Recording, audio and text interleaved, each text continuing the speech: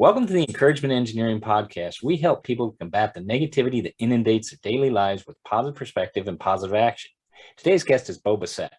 Bo is an energy healing guide, and after years of personal struggle, Bo found a self-healing solution that worked well for him and wanted to share it with the world. Amo Ni. Amo in Spanish means I love, Ni in Chinese means you. Amo Ni is a self-awareness solution to escort you into life's flow. It is a heart-centric healing philosophy incorporating kinesiology, muscle testing, meridian release points, pranayamics, breathing, and NLP. NLP. The Amo Ni system uses kinesiology to locate the emotional stores in your body and what age you put them there. Muscle testing allows us to get the yes or no answers to any question we ask our bodies. So let's let our guest explain this further. And please welcome to the show, Bo Bissett. Bo, welcome to this Encouragement Engineering Podcast. Awesome, man. Bob, I really appreciate it. Thanks for sharing your platform with me. Well, thank you. I really appreciate you being here and taking the time today. Why don't we start out by letting the audience know more about you and how you got to where you are?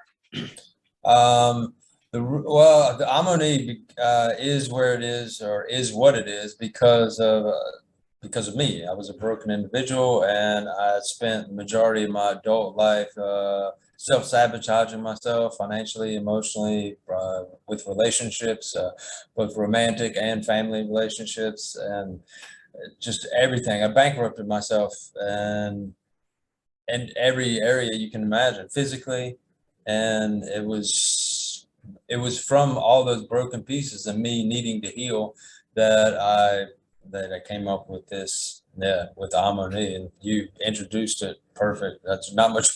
I couldn't say it any better than myself. So I really appreciate that nice intro.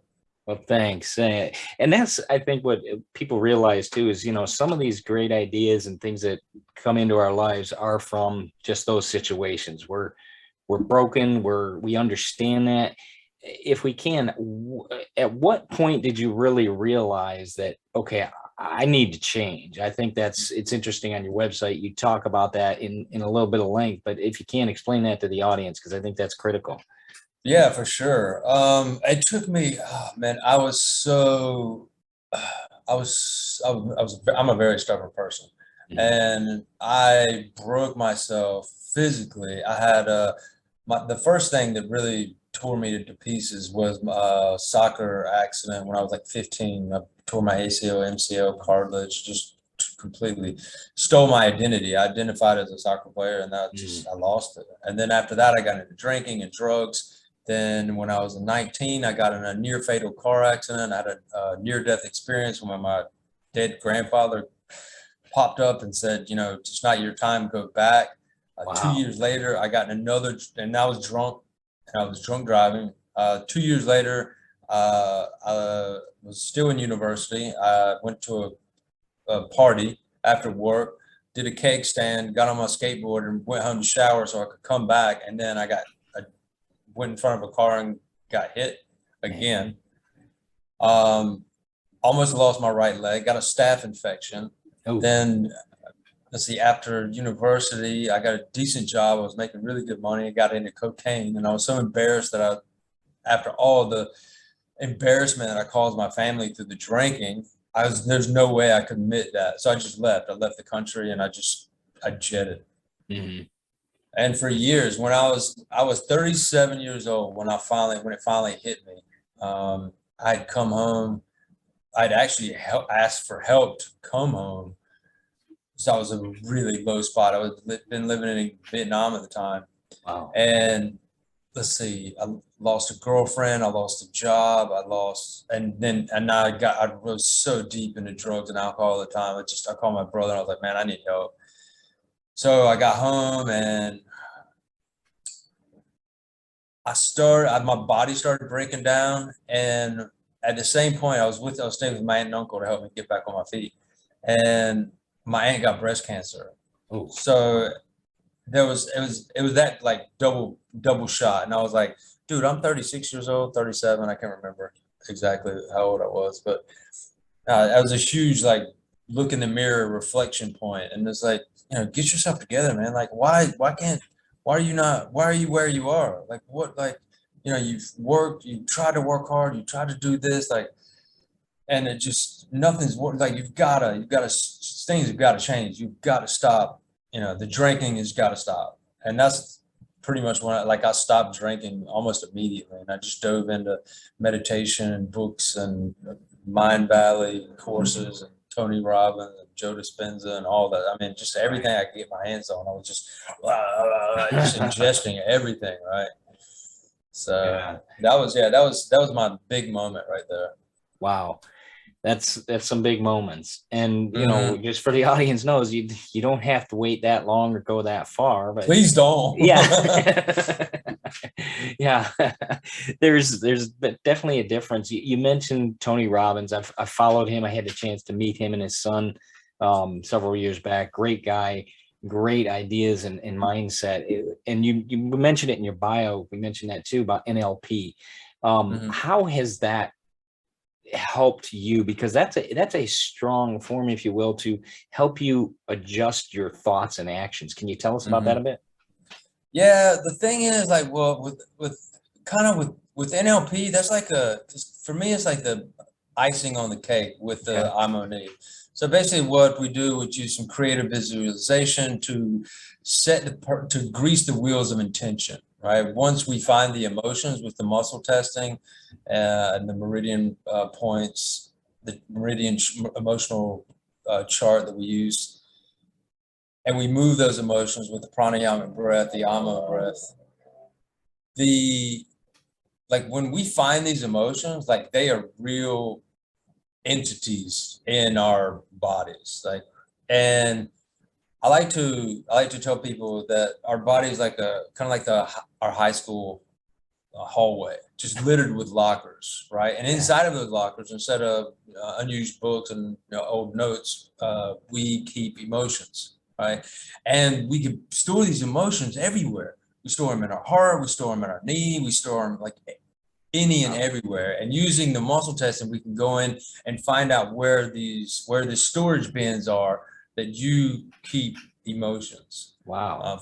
For me, it was really my lower body was a really big storage area. Yeah, for some people it's hard. Sometimes for some people, like for my wife, it was her second and third chakra. And so, and she was having, for a long time, she had digestive issues, and those are on the way out now. So, or have gone.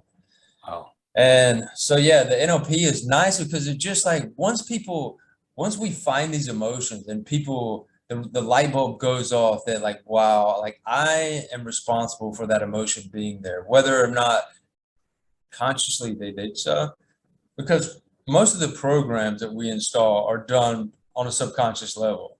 Okay. And it happens like that because our subconscious is too busy running all the internal gear, right? Your heart rate, your breathing, lungs, like everything, right? So as soon as something that happens on the outside that threatens or that sends an alert to the subconscious, it wants to know, what is that reaction? What is that initial reaction?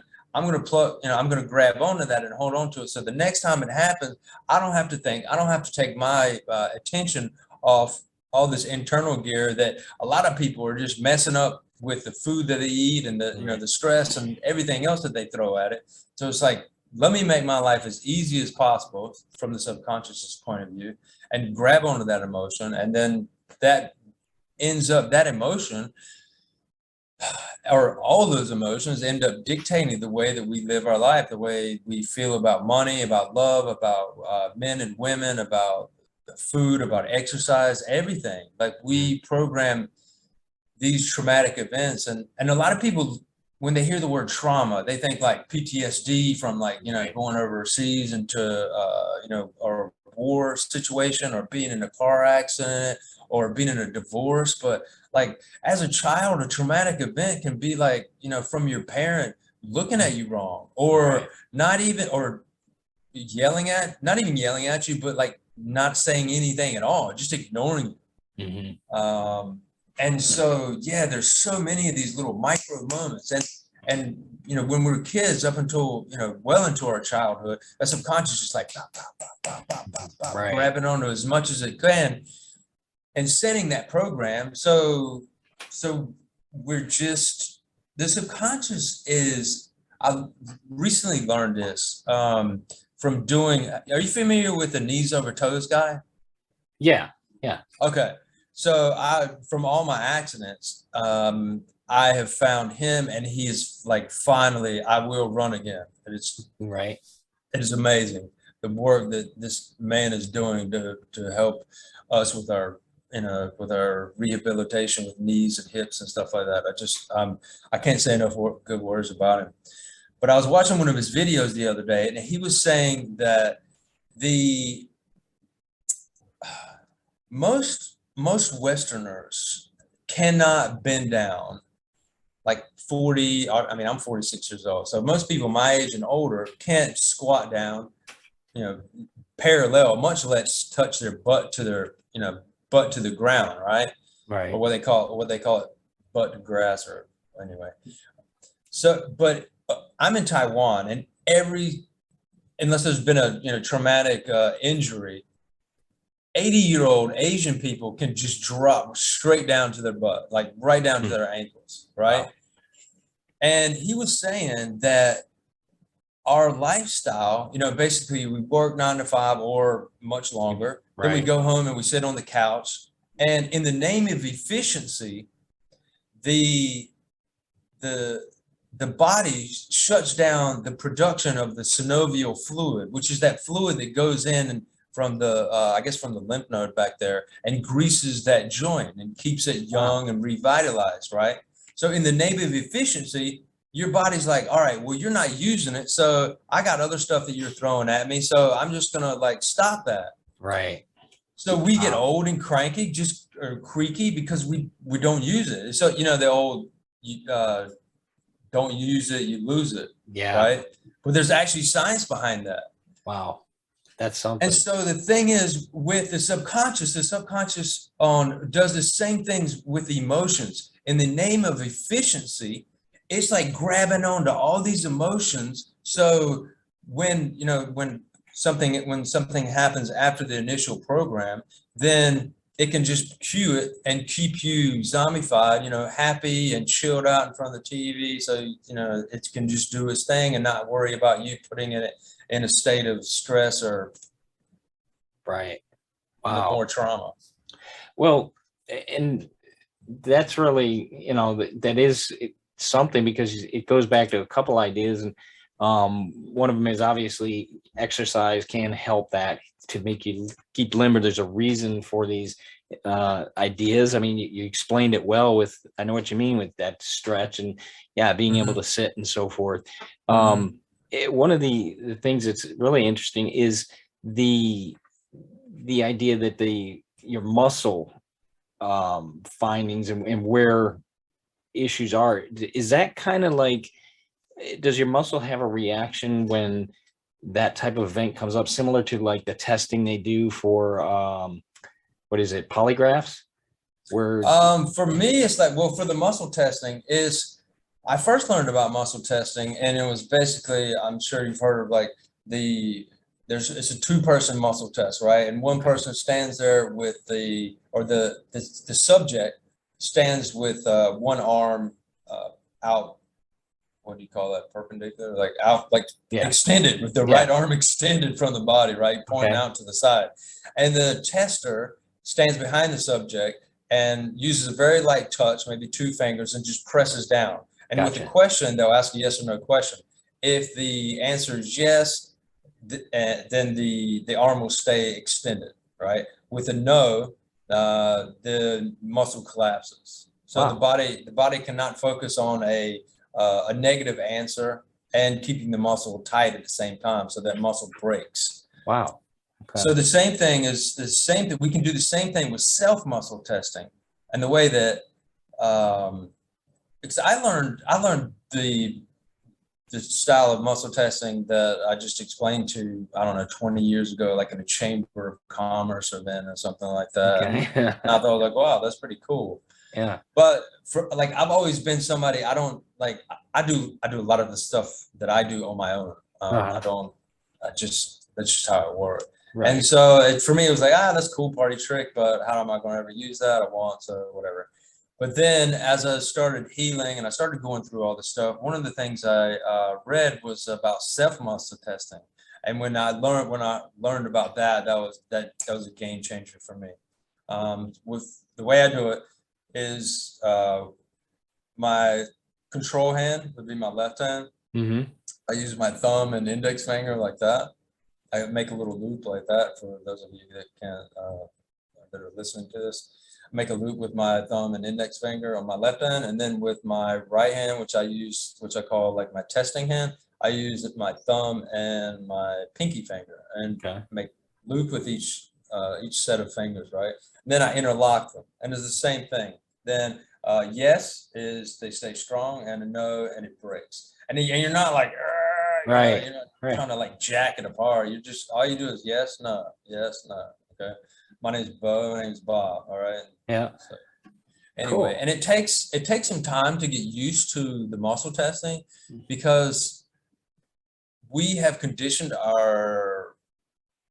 we are conditioned to not listen to ourselves. Right. From the time that we are born, we come out and we start listening to our parents. Their parents tell us what to do. Then we go to school and our teachers tell us what to do. Then we worry about what our friends are doing and what they think of us. So they listen to what they've got to say. And then, you go to work. And now each and every single one of us is walking around with a mobile phone Yeah. that is our voice. And most of us are complete zombies. Yeah. So getting back in takes a while. For me, it took about 3 weeks of constant daily testing to figure out what my yes and no was, to figure out that yes and no, yes and no. Huh. But once you establish that trust with your subconscious, once you establish that trust with your body, and that communication opens up, boom, you got the keys to the castle. Wow. And as soon as that happens, as soon as you start asking questions, as soon as you start, and your body knows that you are listening, then the voice, your inner voice, starts getting louder. And as you're going through this process and you're finding the emotions and we're releasing them, your intuition just skyrockets, and that voice that you've ignored for so long starts getting louder and louder, and the little nudges that some of us are aware of, that happen from time to time, just get louder and they get more frequent, and you just step into the flow, and it's just a nice place to be in. So. And that's pretty interesting, because I mean that helps you to, I mean, you got factual items from your body telling you which way to go. Does that give you more of a positive outlook towards what goes on in life? You say your intuition goes up. I mean, is that more positive, or just more attuned to what's going on? Yeah, definitely more attuned, right? So there's, when I say your intuition opens up and you step into flow, I'm not saying that, like, you don't have life's ups and downs and bumps and bruises. I mean, that still happens, right? But you're very, once the emotional component, that all of that baggage that we carry, once of that is lifted, you start to view things from a much different level. Right. Before we clear the baggage, there's a lot of blame, there's a lot of shame, there's a lot of guilt, there's a lot of anger, sadness, like all of the common emotions that we all carry. It's lack of self-confidence, hate, and that taints every single thing that we do. Yeah. And the thing is, like, most people don't realize, like, that the decisions they make are, like, the things that we do in life are affected on such a microscopic level by these subconscious programs that we've installed. It can be it can be in the energy that you're giving off, and that energy being from like an emotion that you're holding and you're like Right. supercharging, right? If you've been with somebody and somebody gets a little bit angry and maybe they don't visibly show it, but you can feel it, right? With your Right. wife or someone close to you, you're like, something's off here, right? So Yeah. like we feel that stuff, like Yeah. all of us feel it, even like dogs are super in tune to it, right? They know Right. exactly what you're feeling, and like if you're scared of them, they know that like they can take advantage of you and like Yeah. bite you or scare you off or something like that. But with this work, when you start peeling those away, then you are attuned, and you feel that energy, and you're in touch with the energy that you give off and the energy that other people give off as well. But like I was saying, we just make these micro uh, thoughts, deeds, words, energy, emotions, these things. We're giving these things off, and they so subtly direct it, or sometimes not so subtly direct us in the direction against where we want to go, against our Right. conscious intentions, because the subconscious is driving the show and it's pushing us. All right, you were angry, so this is the angry path. All right, you were Right. sad, this is the sad path. All right, and every time you try to make a change consciously, we're like, all right, this is it, I'm gonna make a change. But the thing is, like, consciously, your hopes and dreams of your conscious is going against your subconscious, which is in Right. control of keeping you alive. Right. So which one do you think wins that battle, right? Yeah. Yeah. It's like your subconscious mind thinks change is a fear mechanism, so it goes into protection mode. Yeah, exactly. Yeah. Wow. That's something.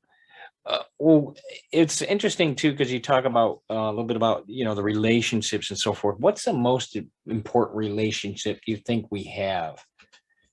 With ourselves. Okay. Wow. Totally. With Yeah. ourselves. Like you said, that I do believe that like we have a relationship with everything, Yeah. with the computer that you're talking to me with on right now, with your car, with the clothes you wear, with like we have a relationship with every single thing. And the most important definitely is with the relationship that we have with ourselves. I know firsthand from the way that I used to treat myself and talk to myself, um, my addictions, and I was always looking at, how they say in this, like if you get like a prospectus for a mutual fund or something like that, they're like past performance is no guarantee of future results, Right. right? Well, my brain was always going, dude, you are such a loser. Like, look at what you did. Like, look at that accident. Look at all the beer you drank. Look at all that cocaine that you did. Look at all these relationships that you messed up, right? Do you really think, you want to start this business? Do you really think you can do it? You're a loser. There's no way. There's no way you're going to do it.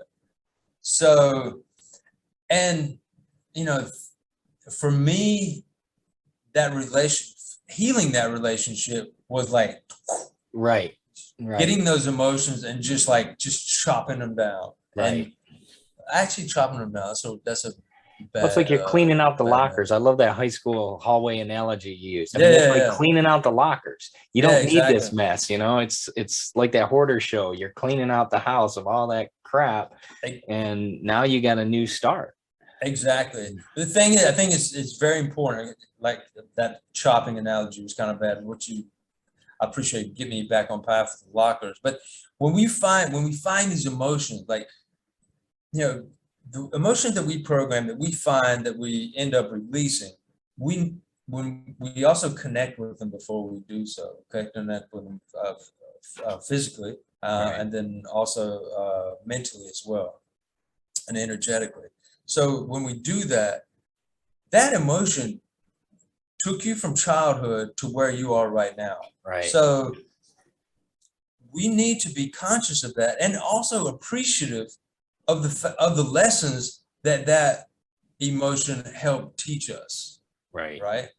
So then that's when we say, all right, thank you for what you've given me. Thank you for getting me this far, but I don't need you anymore, and I quite frankly don't want you anymore. So best of luck on your journey out of here, right? Yeah.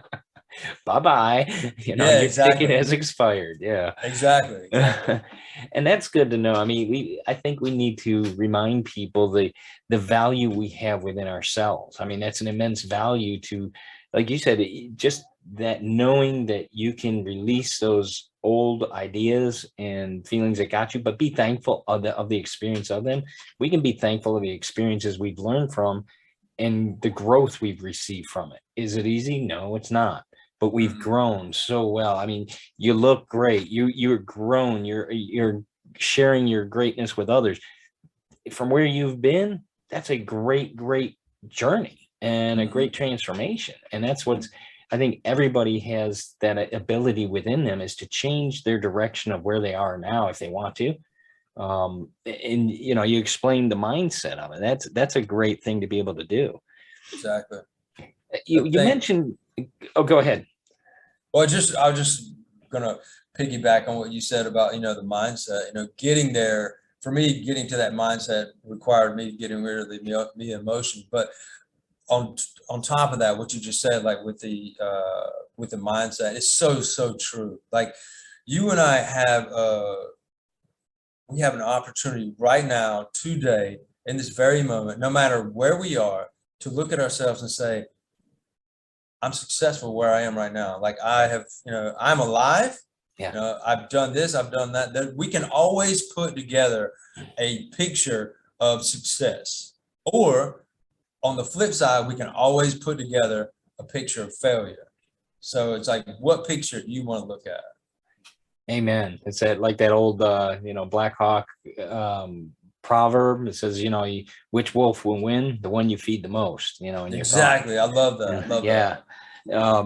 It's interesting too, because you talk about breaking the glass ceiling. Is that something we put in place ourselves, or is that just the idea of going further in your life than you think you perceive you can go? In both, I think both are Okay. correct. Okay. For the first, what you said first was like what we put there ourselves. Like that Yeah. glass ceiling is those emotions. Okay. It is the programs that we've installed, because all of those, the things that we program as kids, they dictate what we do 10 years, 20 years, 50, 60, 70 years down the road. Like if you do not overcome these emotions, if you don't let them go, if you don't deal with them, you know, Amo Ni is one way to do it. You can Mhm. also achieve self-awareness through knitting or playing basketball or meditating. Right.